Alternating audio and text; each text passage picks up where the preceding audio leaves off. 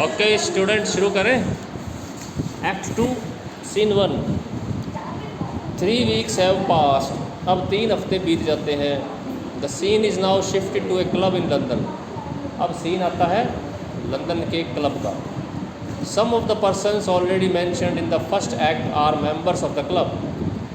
कुछ व्यक्ति जो पहले से ही मेंशन किए जा चुके हैं वो इस क्लब के मेंबर हैं ऑलरेडी पहले से ही, जिनका जिक्र पहले आ चुका है। जैसे कैनियंज आया था, 1-2 पत्र और आए थे। August Borring and Lord Saint Erth are there with Winsor and General Canynge. अब जो सीन के अंदर ये पत्र हैं, August Borring, Lord Saint Erth, Winsor और जनरल कैनियंज। विंसर और जनरल कैनियंज को हम जानते हैं, ये 2 अभी नए आए हैं। There are rooms for card and billiard players.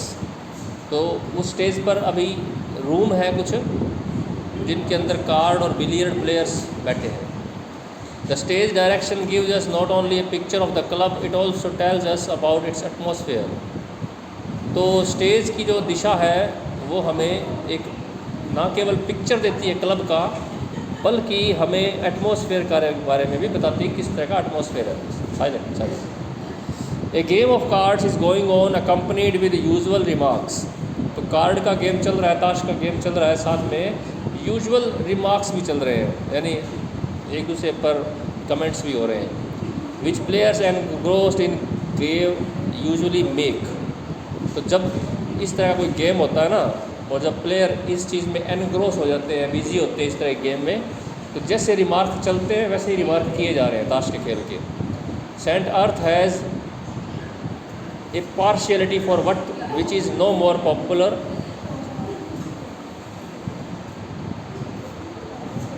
Saint Erth जो है वो पार्शियल आदमी है, उसकी पार्शियलिटी है कुछ खास चीज़ों के प्रति, पक्षपाती है वो, जिसके लिए वो कम पॉपुलर है इस क्लब में।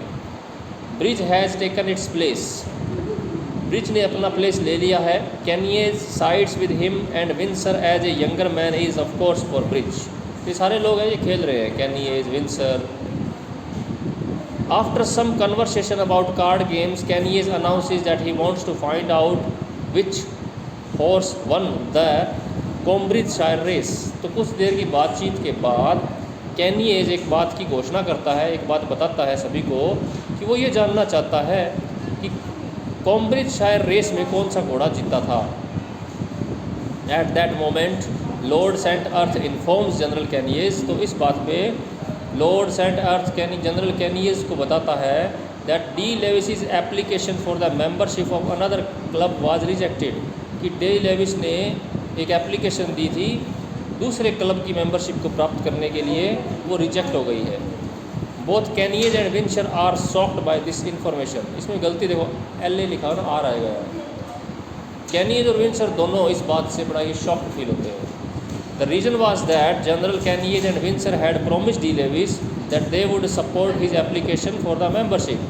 अब जनरल कैनियन और विंसर को क्यों शौक लगा? अगर डी लेविस की एप्लीकेशन रद्द हो गई किसी क्लब को ज्वाइन करने में, उसका कारण ये था कि उन दोनों ने ही डी लेविस को प्रॉमिस किया था कि वो जो उसकी एप्लीकेशन है उसको सपोर्ट करेंगे, तुम्हें क्लब की सदस्यता दिलवाएंगे। But for this De Levis would have to withhold his accusation against Dancy. परंतु उन्होंने शर्त क्या रखी थी कि तुम डेंसी के जो आरोप लगाया है उसको तुम वापस ले लोगे, विदहोल्ड कर लोगे, वापस ले लेना।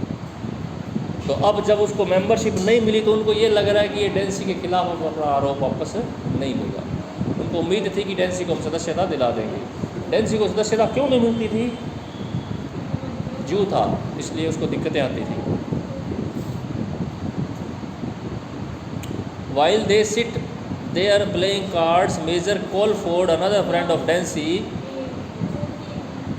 now their plan had obviously failed. अब उनका प्लान फेल हो चुका था। अब जब वो कार्ड खेलते हुए बैठे थे तो एक मेजर कोलफोर्ड है जो उनका दूसरा एक और मित्र है डेंसी का ही, and the other English people of the group, और वो ग्रुप का दूसरा आदमी है, इंग्लिश पीपल का जो एक और ग्रुप है उसका मेंबर है वो General Colford. Come in and informs them, वो आता है उनको बताता है that De Levis had just then publicly accuse Dancy of having stolen his money at Meldon Court, Newmarket. कि डी लेविस ने अभी अभी पब्लिकली सार्वजनिक रूप से डेंसी पर आरोप लगाया है कि उसने उसका मनी चुरा लिया है मेल्डन कोर्ट में, जो कि न्यू न्यू मार्केट में है। मेल्टन कोर्ट तो आपको पता ही है, शुरुआत यहीं से ही होती थी ना, उसके घर का नाम था ये। General Canynge tells Colford to send De Levis to them. अब जनरल कैनियस कोलफोर्ड को ये बोलता है कि डी लेविस को हमारे पास भेजो, and to prevent Dancy from leaving the club, और डेंसी को क्लब छोड़ने ना दिया जाए, डेंसी को रोको कि वो भी क्लब ना छोड़े। He then explains to Lord St. Earth that he had known about the accusation but had forced D. Lewis to keep quiet with the promise of membership of the Jockey Club. दोबारा पढ़ते हैं। He then explains to Lord St. Earth, अब वो आगे Lord St. Earth को explain करता है that he had known about the accusation, कि उसको आरोप के बारे में पता है, but had forced D. Lewis to keep quiet, परंतु उसने D. Lewis को चुप रहने के लिए फोर्स किया हुआ है, with the promise of membership of the jockey club, और उसको ये प्रॉमिस किया है कि तुम्हें जॉकी क्लब की मेंबरशिप हम दिला देंगे, तुम ये अपने आरोप को किसी को बताना मत या वापस ले लेना। He pointed out that this was the reason why he had asked Lord Saint Erth to support De Levis application, और उसने इस बात को भी पॉइंट आउट किया, रेखांकित किया या जोर देकर कहा कि यही रीज़न था कि उसने लॉर्ड सेंट अर्थ को सपोर्ट करने के लिए कहा था डी लेविस की एप्लीकेशन को, कि तुम डी लेविस की एप्लीकेशन को सपोर्ट करो। सेंट अर्थ को कहा था ताकि उसको ये जॉकी क्लब की मेंबरशिप मिल जाएगी, तो डी लेविस को मना लेंगे कि तुम अपना जो वापस ले लो अपना आरोप। यानी सारे के सारे किसके पक्ष के हैं? डेंसी के पक्ष के सारे, ये अकेला है बेचारा।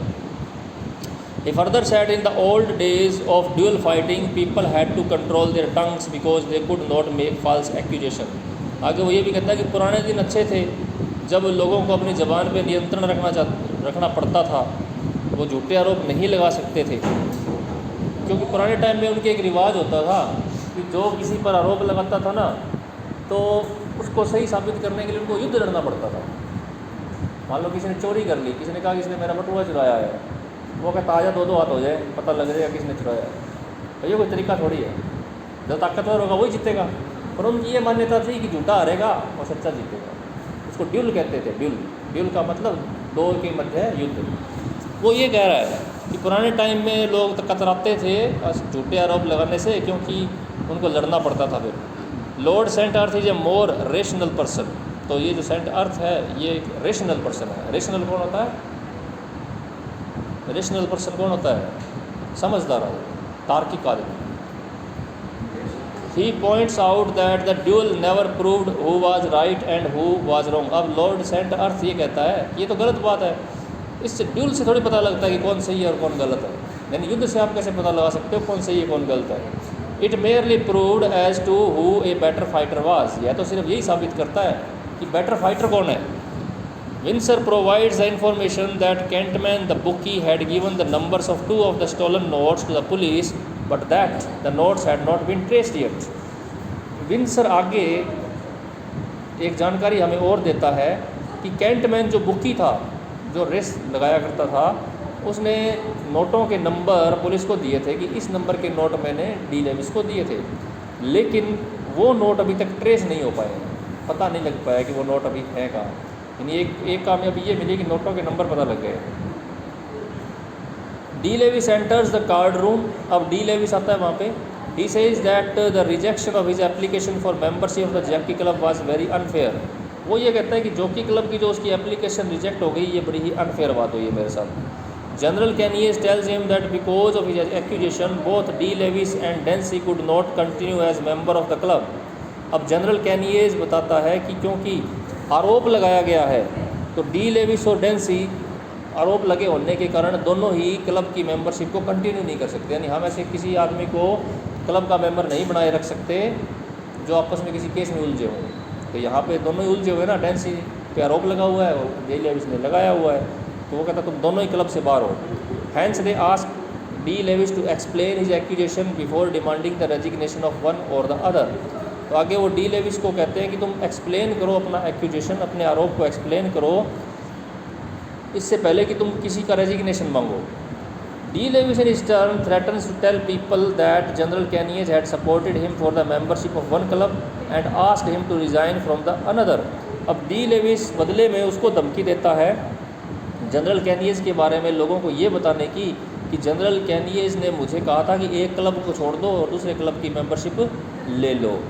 तो डी लेविस कहता है कि मेरे साथ सौदेबाजी हुई थी इस चीज़ की, मुझे ये कहा गया था कि एक क्लब को छोड़ दो और दूसरे क्लब की मेंबरशिप तुम्हें दिलवा देंगे, लेकिन अब मुझे किसी भी क्लब की मेंबरशिप नहीं मिल रही है। उस समय ये इज्जत की बात होती थी किसी क्लब का मेंबर बनना, क्योंकि ये क्लब बड़े प्रतिष्ठित होते थे, अच्छे अच्छे लोग आते थे, खेलते थे। तो डी लेविस जू होने के कारण उसको कोई इजीली क्लब की मेंबरशिप मिलती नहीं थी। अब वो उसको लालच दे रहे थे डी लेविस को कि तुम्हें क्लब का मेंबर बना देंगे, लेकिन तुम एक्यूजेशन को वापस ले लो, क्योंकि वो आरोप ऐसा था कि उनकी सारी जो क्लास थी वो सब पे धब्बा लगने वाला था। आर्मी में भी धब्बा लगने वाला था, क्योंकि डेंसी आर्मी का रहने वाला था। इंग्लिश को अपर लेवल के जो लोग थे उन सभी में एक दाग लगने वाला था कि चोरी की है इनकी आर्मी में। He means to suggest that Cannies was an unreliable person. तो डी लेविस अब कहता है कैनियस का भरोसा नहीं किया जा सकता। He supported his application for one club, thus showing his approval of D. Levis, and then asked him to resign from another, thus showing his disapproval of D. Levis. तो कैनियस ने एक तरफ तो उसकी सपोर्ट की, दूसरी तरफ उसकी डिसअप्रूव भी किया, तो उसके ऊपर भरोसा किया कैसे किया जा सकता है। Saint Erth then remarks that to him D. Levis appears to be a poisonous young man. Saint Erth अब एक टिप्पणी करता है कि डी लेविस एक जहरीला आदमी लगता है। De Levis is an angry mood, De Levis अब एंग्री मूड में है। He replies by saying that their behaviour is like chasing a man like a pack of dog just because he belongs to a different race that seems venomous to him. तो De Levis इस बात का जवाब देता है कि मुझे ऐसा लग रहा है कि मैं एक शिकारी कुत्तों के झुंड का शिकार हूँ जो सभी मेरे पीछे पड़े हैं, और सिर्फ इस कारण से कि मैं उनसे अलग रेस से संबंध रखता हूँ। रेस यानी नस्ल से संबंध रखता हूँ, हाँ। और वो रेस उनको वेनमस लगती है, वो रेस उनको जहरीली लगती है, ज्यूज़ की। For some time this conversation continues, थोड़ी देर के लिए ये कन्वर्सेशन जारी रहता है। Both sides accuse each other, दोनों साइड एक दूसरे को एक्यूज़ करती हैं। Canynge request Colford to call Dancy so that he can be told of the accusation. Canynge Colford को रिक्वेस्ट करता है कि वो डेंसी को बुलाए ताकि उसको बताया जा सके भी तेरे खिलाफ एक्यूजेशन लग गया है publicly. When Windsor asks him whether it would be fair to acquaint Dempsey about it, General Cannies replies that their duty is to the club, not to Dempsey. तो जब विंसर उसको पूछता है कि क्या ये बात जायज़ होगी कि डेंसी को ये बता दिया जाए कि तेरे ऊपर एक्यूजेशन लगा है, तो जनरल कैनियस कहता है कि हमारी ड्यूटी क्लब के प्रति है, डेंसी के प्रति नहीं है, क्योंकि हमें क्लब को भी साफ़ सुथरा रखना है। जब डेंसी को बता दिया जाएगा तो उसको क्लब से बाहर निकाल देंगे, ये कह के हम क्लब से उसको बाहर निकाल सकते हैं, क्लब की प्रतिष्ठा कम नहीं होगी। Soon Dempsey comes, he is told about the accusation made by D. Levis. तो डेंसी आता है तो उसको बताया जाता है कि तेरे ऊपर आरोप लगा है। When told of the reasons for the accusation, Dempsey immediately offers to fight a duel with D. Levis. और जब डेंसी को बताया जाता है कि ये तेरे पास एक्यूजेशन लगा है चोरी का, तो डेंसी क्या कहता है, ड्यूल के लिए मैं तैयार हूँ, मेरा तो लड़ाई करवा लो, बोलेगा मैं सही हूँ। De Levis with any weapon, किसी भी हथियार से मेरे से लड़ाई करवा लो, एंड एट एनी प्लेस, और कहीं भी करवा लो, विद डी लेविस चूज़, जो डी लेविस चूज़ करता है। Saint Erth at once tells him that it was a matter that can not be settled by fighting a dual.